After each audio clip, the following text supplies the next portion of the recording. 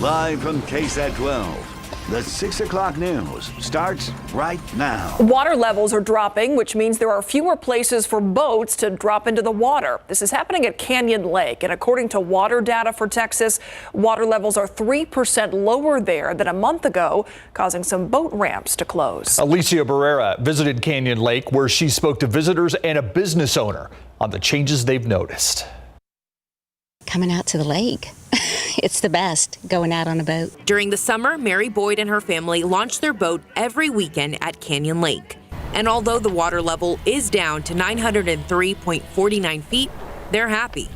Not concerned. It goes down every summer. It's typical. Is it low? Yeah, but we can still get around. And the boat ramp that we usually use is open. However, other gateways to fun are temporarily closed, including county boat ramps number 5, 7, and 22. Usually it's 5, but they closed it down, so right now we use 1 and 6. And just 2 days ago, the U.S. Army Corps of Engineers closing its boat ramp number 10. I think they are doing the best they can with the situation. I didn't even know that happened. It seems like it's gone down a little bit because it's been so hot recently. However, Zach Pennell, owner of Canyon Lake Adventures, isn't worried about the closures. The summer's been busy, for sure. Been a lot of people coming to the lake. And although business as usual, there are 2 other boat ramps that are being monitored as they're reaching their closure levels. Those are ramps number 23 and 11. And we'll have all those details listed on KSAT.com. Reporting on Canyon Lake, Alicia Barrera, KSAT 12 News. In Canyon Lake not getting a whole lot of rain over the past few days. We had some pockets of rain elsewhere in Comal County, but you look at this one shower just popped up over Wimberley over the past hour. Looked promising, but now they're just having a hard time to really sustain themselves. These showers don't last all that long, and it's falling apart, unfortunately, as it heads toward Canyon Lake. One big outflow boundary, you can see it here, this green line, that's being pushed westward, and there's still the chance, the opportunity of a few showers to develop along that as it heads toward New Braunfels, Seguin, Schertz, Garden Ridge area, and even San Antonio in the next few hours. But as time goes by and we don't see development, the odds start to fall off. Where we do have some downpours down near Poteet, Pleasanton, just north of Jourdanton, Atascosa County, some short-lived activity here, even near Christine. I wish I had more to talk about, but not very good coverage on the radar screen this evening. So that 20% through 8 p.m., then just partial clearing later on tonight. We are tracking a developing system in the Gulf of Mexico, some energy out there. This will affect parts of the weekend and even into next week. We'll talk about who's going to get the most rain coming up. Thank you, Adam. Another day of eyewitness testimony in the trial of a man accused of brutally killing a woman back in 2020. A witness who says she was forced to clean up the murder scene told the jury what she saw the day Nicole Perry was killed. And the defense later questioning her testimony and whether she lied on the stand. Erica Hernandez reports from court. Shaking and visibly uncomfortable, Vanessa Vargas could barely look at Rafael Castillo in court. I just fear for myself. I fear for me and my son. Castillo on trial for allegedly brutally murdering Nicole Perry 2 years ago. Vargas said she had just walked into the room they were all staying in when she saw Perry tied up and then attacked. Dad saw it all. He ended it with putting an axe to her skull. And then she says she was ordered by Castillo to clean up. I was beyond scared.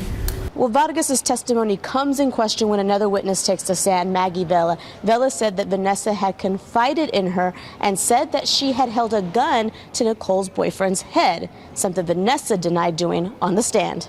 I didn't think she was going to tell me that because I didn't ask. Vela, who lived in a home in front of the property where the murder took place, said Vargas was scared and crying when she told her about being ordered to hold the gun. Vela didn't witness the murder, but did say she saw Castillo that same night with blood on his shoes. He had stated that it was Kool-Aid and then he said it was ketchup. Castillo's trial will continue on Monday morning. If found guilty, he's facing up to life in prison. Erica Hernandez, KSAT 12 News. The suspect in a capital murder case is out of jail after a special prosecutor had that case dismissed. But it may not be over yet. Richard Montez, one of 3 men charged in the 2018 murders of 14-year-old Angel Gabarra and 69-year-old Benito Gallegos. Both were shot during a robbery at the Casiano homes. His trial was supposed to start on August 1st, but the special prosecutor asked that it be delayed because some witnesses were unavailable, including the now retired lead detective in the case. But with 3 years of ramping up to the case already, the judge denied that motion. Rather than proceed without the witnesses, the prosecutor requested the case be dismissed with the intent of refiling it. However, that requires Montez be re-indicted by a grand jury. It's not quite clear when that may happen. A man was shot 3 times while taking a walk in front of a Northwest Side apartment complex. This happened just before 11 o'clock last night on Woodstone Drive, just east of I-10. Police say the 18-year-old was walking when someone in a gray car pulled up and started shooting. The man was hit twice in his back, once in his arm. Police say the victim was taken to a hospital and did not recognize the shooter. So far, no arrests. A man is now behind bars tonight after he allegedly shot at a woman as she drove away from his home. An arrest affidavit actually states last month, 28-year-old Paul Riojas opened fire on the car, hitting it 5 times. The woman not injured, but there were bullet holes in the hood and the windshield. Police say Riojas was angry at the woman over text messages. He's now being charged with aggravated assault with a deadly weapon. His bond set at $100,000. New at 6, it is being called the first of its kind in the nation, a model for other communities struggling with job losses and hunger. Workforce Solutions Alamo now has one of its sites located at the San Antonio Food Bank. Jesse Degollado tells us having this one-stop shop was created to better serve the people they're helping. Restocking the shelves to meet a seemingly unending demand since the pandemic started, although vital, is only part of its mission. The San Antonio Food Bank now has another way to try to end hunger. It's going to be through income.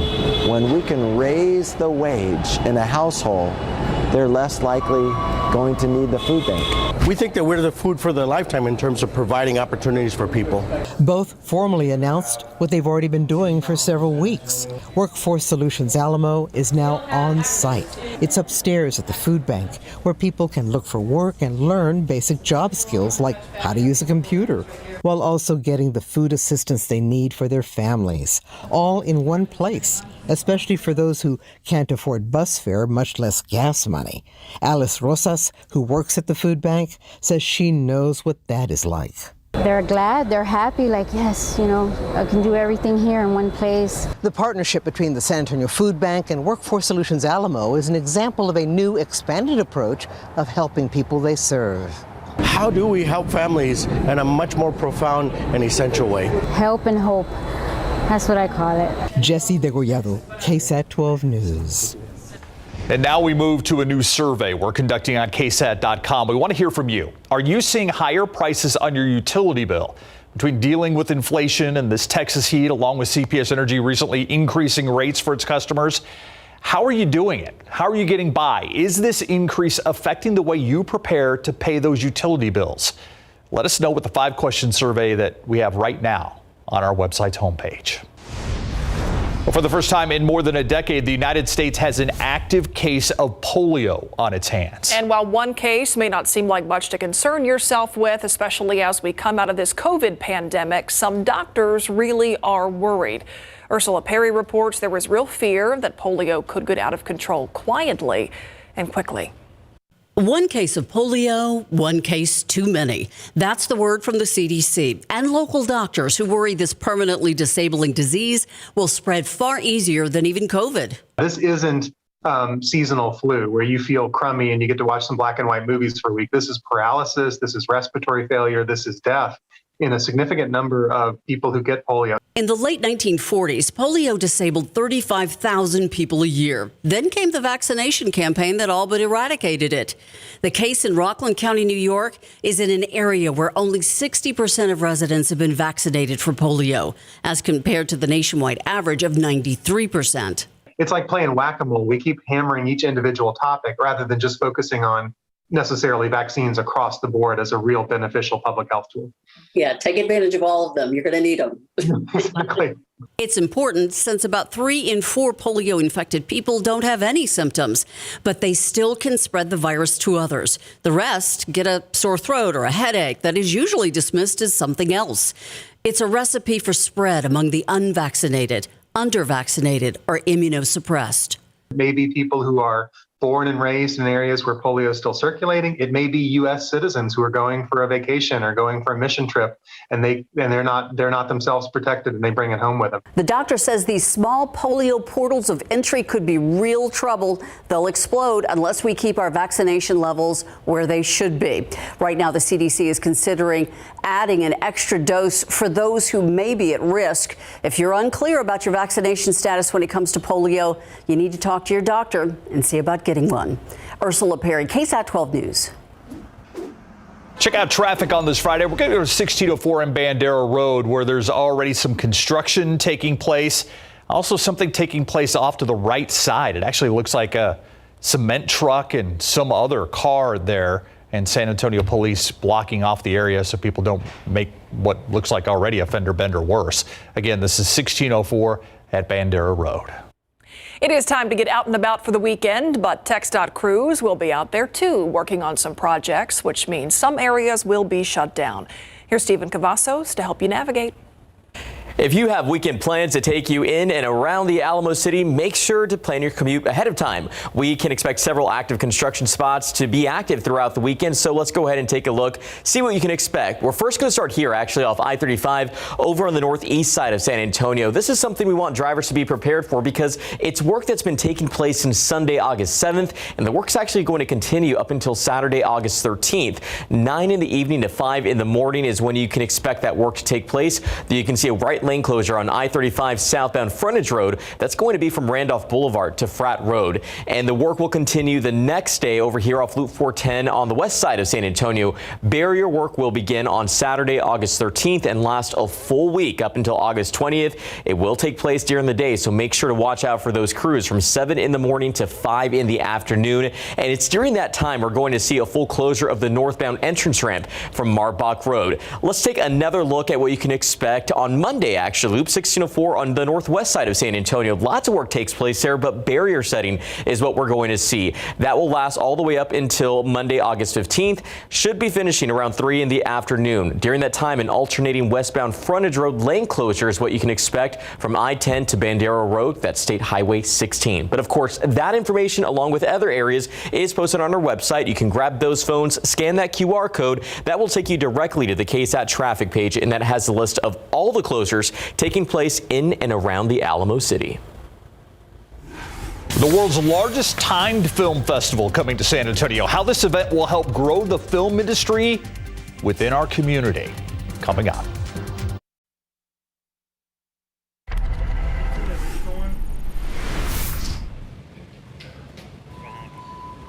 Welcome back. I'm Stefania Jimenez, and tonight on the Night Beat, a push to put another holiday on your child's school calendar. Why one lawmaker wants to make it happen by this year. Plus, who needs a pool or a trampoline when you could have your own backyard cavern? Pretty cool, right? We're taking you inside the home that's getting a lot of attention online. We'll see you for these stories and a lot more tonight on the Night Beat. Thank you, Stephanie. All I think when I see that is Batman. Right? Yeah. It's going to be cool to watch. Have like a garage you can pull into. Batcave. A whole lot of gadgets. Yeah, exactly. All right, one of the world's largest and oldest timed film festivals is coming to Techport Center and Arena for the very first time. It is called the 48-Hour Film Project. It will feature dozens of local movies from some of San Antonio's most creative people. RJ Marquez spoke to a family that's taking part in the festival and a local actor about how this event hopes to help grow the local film industry.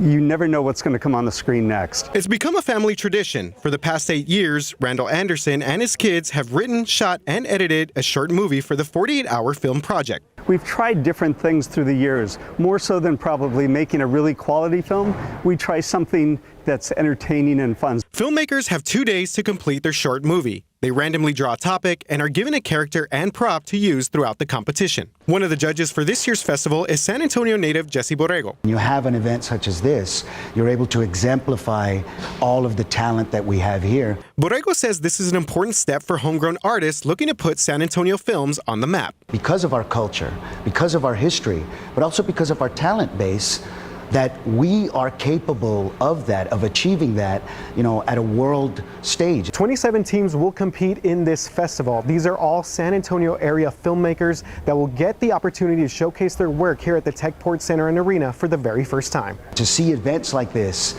that are able to spark that imagination and spark that success, I think that that's the important legacy that we can leave behind. Anderson can't wait for Tuesday's screening to see his families and the hard work of others on the big screen. It's gotten really professional, but what's nice is it's still accessible to someone who just wants to try it. It's a story that entertains people and makes them laugh, makes them cry, makes them scream. And I think that's really what a 48-hour film competition does. It brings us all together. RJ Marquez, KSAT 12 News.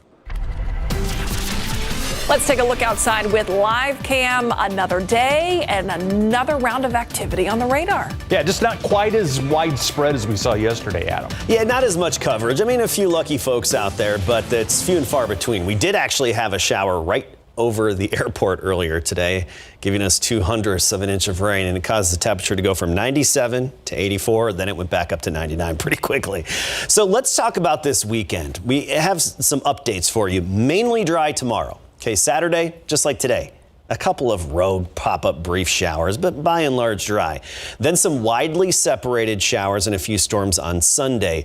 Good rain on the way, but it's going to be mainly south of San Antonio. This will be good for the ranches and farms, and I know it's too little too late when it comes to agriculture, but still, this will be a good soaking, fill up some of those tanks for the ranches south of San Antonio. I'll get into the specifics here in just a second. Let's take a look at the rain that's out there right now. Not much to talk about, but one downpour near Jourdanton, right over Jourdanton, right over the heart of Jourdanton.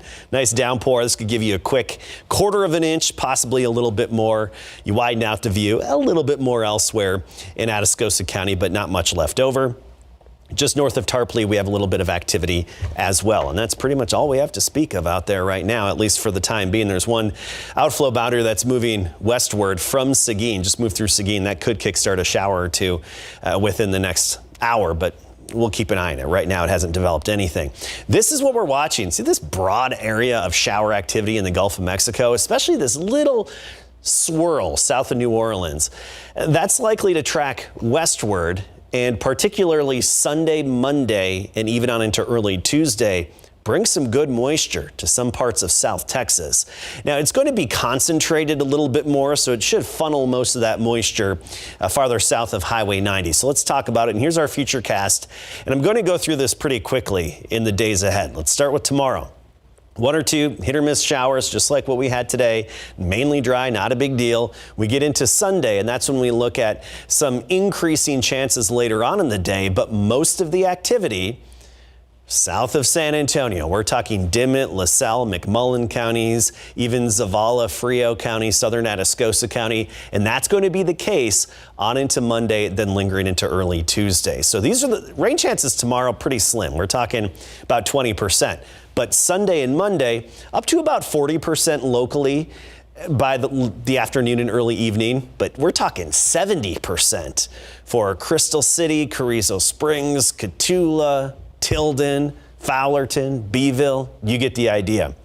That's also going to translate into a big difference of rainfall accumulations between Sunday and Tuesday. Not a whole lot locally and north of Highway 90, especially not much in the hill country, but farther south, filling up some of those water tanks on those ranches, that's for sure, especially Dimmitt, LaSalle, McMullen, Maverick County, and I think even along the Rio Grande as we get into Monday and early Tuesday. So locally, rain chances 20% tomorrow, then 40% Sunday, Monday, and then 20% on Tuesday. Let's talk temps really quickly.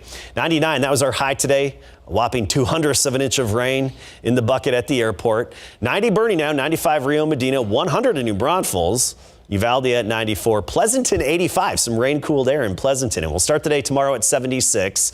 That's at 7 a.m. Maybe a rogue shower in the morning and the afternoon, but again, only a 20% chance. So by and large dry tomorrow. Sunday, slightly better rain chances, more widely separated in nature and then concentrated farther south of San Antonio, even on into Monday and early Tuesday. But look at those temperatures. Monday, we could see a high of only 90.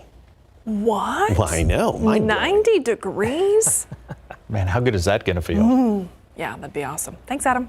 All right, so Larry's going to tell us about a guy by the name of Noah Brown. Yes. I know a Noah Brown, but I think it's probably different. Yeah, does he play for the Dallas Cowboys? No. Okay, then it is a different Noah Brown. Does this guy have red hair? No, he does not. Okay, yeah, different Noah. Okay, glad we cleared that up. Hey, coming up, Dak Prescott is very impressed with Cowboys' fifth-year wide receiver Noah Brown. Young man could see a lot of playing time. Plus, we recently sat down with Jeff Traylor and his wife, Carrie. Coming up, they're going to talk about their first date and the movie he took her to see. Yeah, he took her to see what? You want to hear this coming up.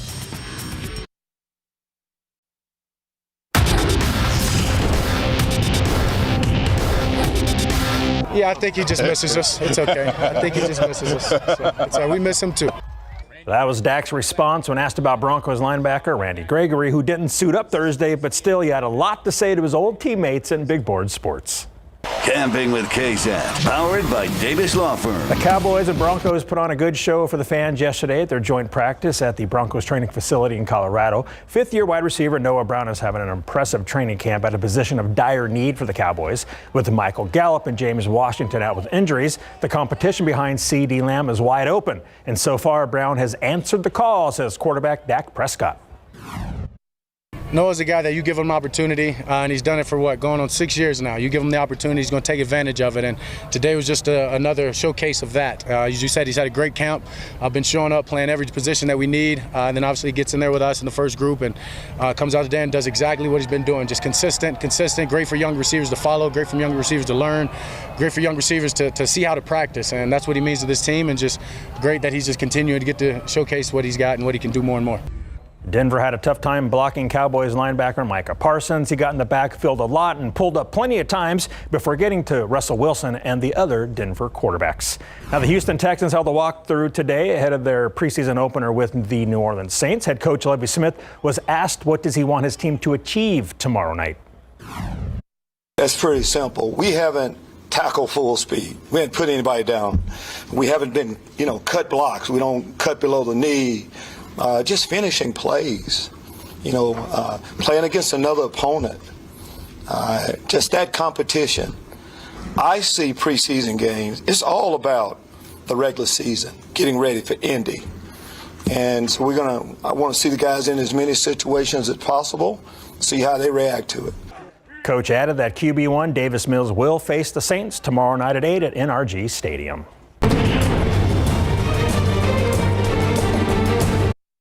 I remember what our first date was. We had gone to eat, and I think we went to a movie. Rita's. We saw a movie called Colors. That's how long ago that was. I don't know. Yeah, we went straight. We got real quick. No rom-coms. I'm straight from East Texas. Well, I'll tell you what, you have a catch then because she stayed with you after watching Colors. We're definitely, I think I shocked her more than anything else. I think she was like, there's no way this guy's really like this. And 31 years, well, we actually dated for 2 years, so we've been together 33 years. Coming up Sunday night on Instant Replay, catch part 1 of our interview with UTSA football head coach Jeff Traylor and his wife Carrie. Coach talks about the first time he saw her and then told us a mischievous yet funny story to make sure he got to meet her, plus what was Carrie's first impression of a young Jeff Traylor. That's Sunday night on Instant Replay after the night beat. No rom-coms. Colors. Colors? Yeah. There were a lot of guesses here. That was not. You were stumped. That was not it. Thanks, Larry. We'll be right back. New details coming to light about an armed suspect who attempted to breach the FBI's Cincinnati field office on Thursday morning. Law enforcement shot the man after an hours-long standoff. He's been identified as Ricky Schiffer. Ivan Rodriguez with the latest on the FBI probe.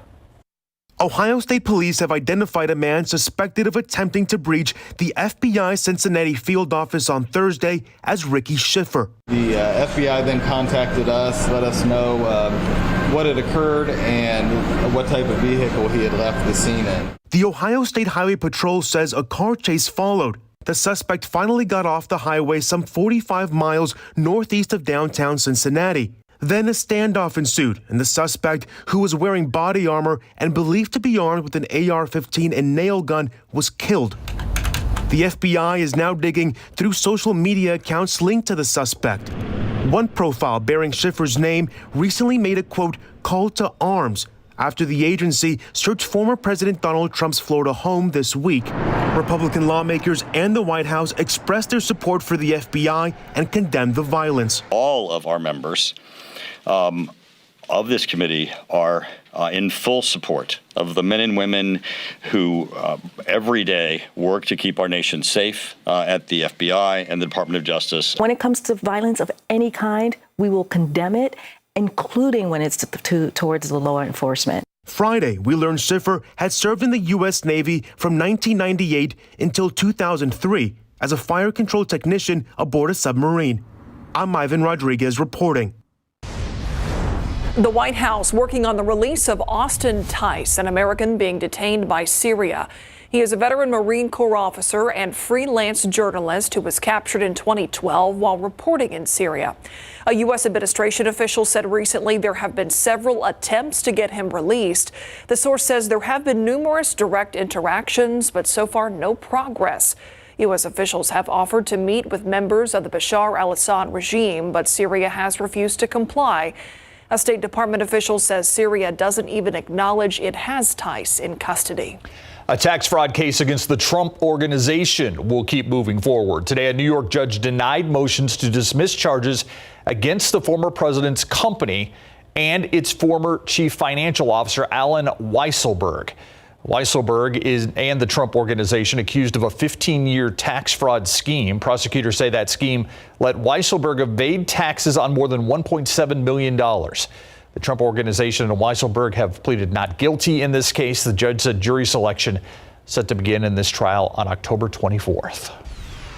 Providing students with Narcan in case of an overdose. It's what one school district in Colorado Springs is preparing for because of the growing fentanyl crisis in that community.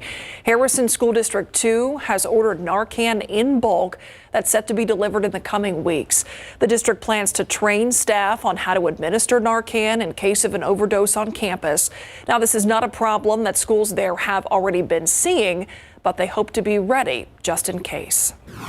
Knowing that we have it, but if there's trepidation on how to use it, we don't want that. We want to get rid of that trepidation to know that you are not going to hurt somebody by using Narcan. Fentanyl is a synthetic opioid that is 50 to 100 times stronger than morphine, and it continues to be a growing part of the opioid epidemic in the U.S. If you think your kids spend too much time online, you're probably right. According to a new survey, nearly half of all teenagers say they use the internet almost constantly. Only about a quarter of teens reported the same level of use in 2015. Now the free time that your teens use is different than what it used to be. Facebook was the dominant destination. Now they're on YouTube, TikTok, Instagram, Snapchat. 97% of teens said they use the internet daily. New guidelines for a new school year. The CDC announcing updated COVID-19 protocols. Chris Wynn breaks down what this means for students who are returning to class. After more than 2 years of disruptions at schools across the country due to COVID-19, the Centers for Disease Control and Prevention issuing promising new guidance just as students get back to class. We should look forward to a very different school year. We should look forward to a school year where every child is in school, in person, full time for the whole year. Among the biggest changes, the CDC removing its test to stay policy, meaning kids who are close contacts of someone testing positive for COVID-19 won't have to take regular tests and test negative to remain in class.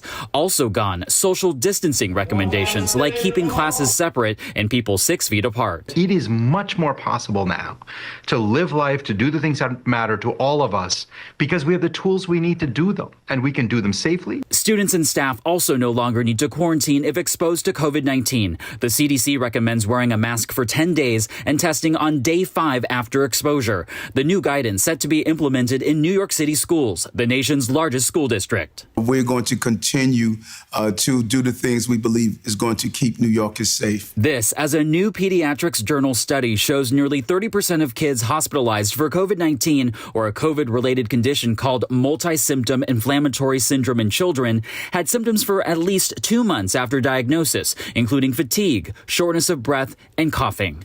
In Washington, I'm Chris Wynn reporting. The San Antonio Museum of Science and Technology opening up on the south side, and we got to see inside for the first time before their grand opening next week. A local museum delivering STEM, that is science, technology, engineering, and math, in ways that kids' imaginations can run wild with, is now expanding. Yeah, the San Antonio Museum of Science and Technology, or SAMSAT, has expanded to the Techport Center and Arena on the southwest side. With new STEM interactive experiences, Tiffany Huertas has a sneak peek of the museum before it opens next week. You could pick up stuff like this. 12-year-old Tristan Patron spent Friday morning having fun. Rode around.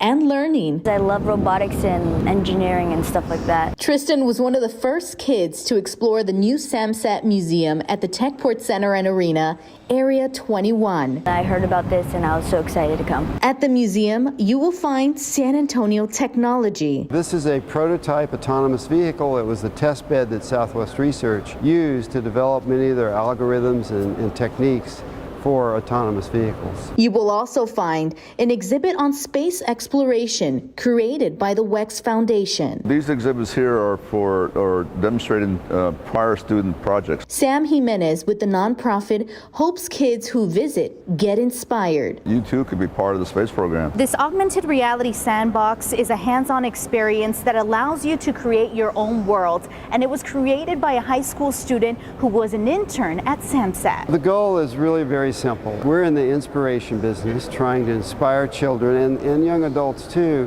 to get interested in technology. It won't be hard to convince Tristan to visit the museum again. I just really like robotics, technology, and stuff like that. Tiffany Huertas, KSAT 12 News. The museum is free. It opens to the public on Monday. It'll be open from 10 in the morning until 5 in the evening, Monday through Saturday, and from noon to 5 p.m. on Sunday. It's located at 3331 General Hudnell Drive. I could see Adam Caskey being very into that. And also some rain chances he has to talk about. Oh man, a lot to talk about in the days ahead. And it does include more rain opportunities. But it's not going to be equal for everybody. That's the thing. We've got a lot of Gulf moisture that'll be moving on shore in the days ahead. Not so much tomorrow, but later on. And it's going to give some parts of our area a good soaking. We'll get into those details in a second. Let's talk about the here and now. 96 currently, partly to mostly cloudy. Just a 20% chance of those brief isolated downpours through about 8, 9 o'clock, and then those chances fall off a little bit more. There is some activity right now on the radar screen, just isolated in nature, and one shower just strengthened a bit. We'll take a close look at that and talk about that Gulf moisture, where it's going to go in just a bit. All right, you've heard of fish and chips? Mm-hmm. Canadians are known to love their all-dressed chips. It's a different snack chip from our neighbors to the north that is making its way stateside. Frito-Lay is launching Ketchup flavored Doritos. Apparently, it's one of the most popular flavors in Canada. Now you see its friend there. A mustard flavored chip is coming alongside it. Both varieties only available on Frito-Lay's website and for a limited time. Would you try them? Yeah, sure. Yeah, try them, yeah. Well, we might have mentioned that the Cincinnati Zoo has a new baby hippo. Well, now they have the baby's name down to 2 final options. After getting thousands of suggestions from around the world, the zoo has narrowed it down to Fritz or Ferguson. You can vote for your favorite at cincinnatizoo.org. The winner is expected to be announced next week. Because I think the mom is Fiona, right? If I remember right. Fiona? Yeah. Well, Atlanta, Georgia has a new superstar, and she has 4 legs. One lucky pup has gone from the animal shelter to the big screen. Coco is her name, and she is the breakout star in one of the summer's biggest hits on Hulu. She plays the lead character's companion in the film Prey. Coco reportedly had no film training, was adopted by her forever family, specifically for this project.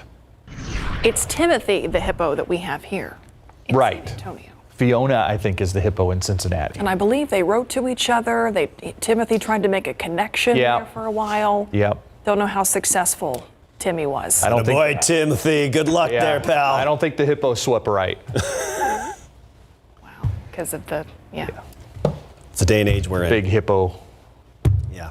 sweep. how that works. Yeah, exactly. All right, we're talking rain right now. Yeah, we are. And let's jump right into our rain chances and take a look at this. Tomorrow, 20% chance. And I want to stress, this is for San Antonio and surrounding communities. So Bexar County and surrounding counties. 40% as we get into Sunday, 40% Monday, then down to 20% on Tuesday. However, there's going to be some good moisture elsewhere, some good soaking rain, especially south of town in the days ahead. So let's talk about it. Here's that downpour I mentioned that just strengthened a little bit, right as it moved over Tarpley. Congratulations. Quick quarter of an inch here right along FM 470 Tarpley area and west of Tarpley as well. It's nice to see that. Another downpour near Camp Wood with a little bit of lightning and thunder. And what we had in Atascosa County really falling apart and a little bit west of I-35 in Frio County. This is all coming to an end as we lose our daytime heating as the sun sets. What we're focusing on in the days ahead is this very disorganized area of showers and thunderstorms over the Gulf of Mexico. And there is a little swirl with it, a little circulation south of New Orleans, a little low pressure system. That's going to be moving our way and come along the Texas shore as we get into Sunday and then slowly work its way westward and northwestward, even toward Del Rio by Monday and early Tuesday. So let's talk about this and where most of the rain is going to end up. Starting with tomorrow, partly cloudy, one or two little pop-up downpours briefly here and there. By and large, I think will be dry, kind of like what we had today. We get into Sunday, and that's when that moisture should start coming on shore. So some of the coastal communities early Sunday morning, likely to see some downpours, some heavy rain, a little bit of lightning and thunder. And then throughout the day, it progresses a bit. We'll see some widely separated showers and thunderstorms closer to San Antonio, but most of the moisture farther to the south. And I think where we'll really have the bulk of the precipitation from Sunday through Monday and even on into Tuesday is basically along and south of a line from roughly Del Rio, Quemado, Eagle Pass, toward Carrizo Springs, Crystal City, Cotulla, and even over toward Fowlerton and Tilden. Southern Atascosa County could have some good accumulations. As for the chances, and again, tomorrow just 20% chance, but for Sunday and Monday, we're talking 40% later in the day around San Antonio and most surrounding communities here, even lesser odds up in the hill country. But you go farther south of town, and that's a 70%. So it really depends on exactly where you live. South of Highway 90, we'll see some areas with the good soaking. North of Highway 90, right now, not so much. This is the latest in terms of rough estimates for what we're expecting Sunday through Tuesday in terms of accumulations. Notice locally, maybe a quarter of an inch. Of course, this is all subject to change, and these could slide northward or southward a little bit. We'll keep you updated. But I mean, the ranches and farmland south of San Antonio and some of those stock tanks, we could see a quick 1 to 3 inches over that time period.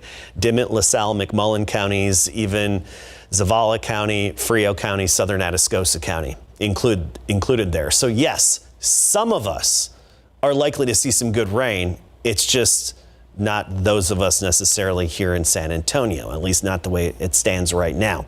96 currently. We had a high of 99, by the way. New Braunfels is at 100, Divine 93, Comfort 95, Uvalde 94, and Hondo now at 92. KSAT 12-hour forecast. 20% chance of a shower 7, 8 a.m. tomorrow in the mid-70s, but I still think we'll mostly be dry. And then as we get into the afternoon, some sunshine, upper 90s, 98 the high temperature, and another 20% chance later on in the day. Slightly better odds into Sunday, especially south of town, but even locally 40%, so some widely separated activity. And 94 the high on Sunday. Monday, down to 90. A lot of cloud cover and still some scattered activity locally, but more farther south of town, and then we start to dry out by the middle of next week. All right, thank you, Adam. In case you missed it, coming up next.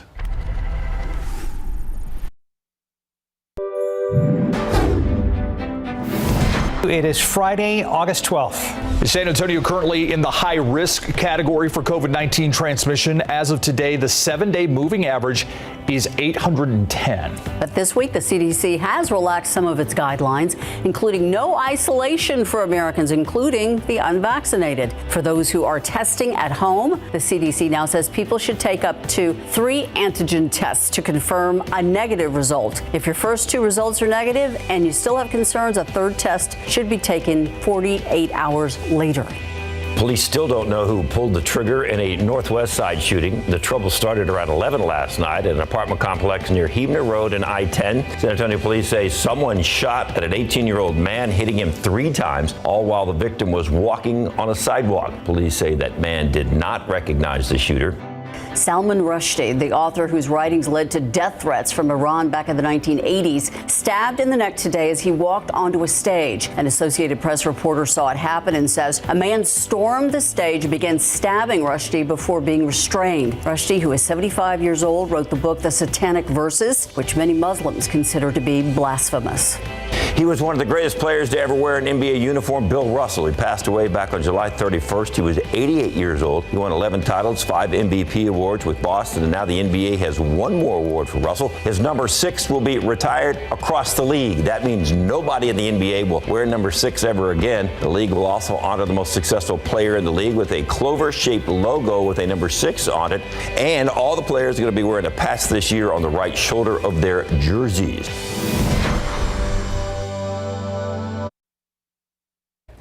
Tomorrow, generally dry, just partly cloudy. A few isolated or stray pop-up afternoon showers. Better chances as we get into Sunday afternoon, but still widely separated. Upper 90s tomorrow, mid-90s Sunday. Most of the rain south of San Antonio Sunday through Tuesday. Thanks, Adam, and thank you for watching. See you at 10.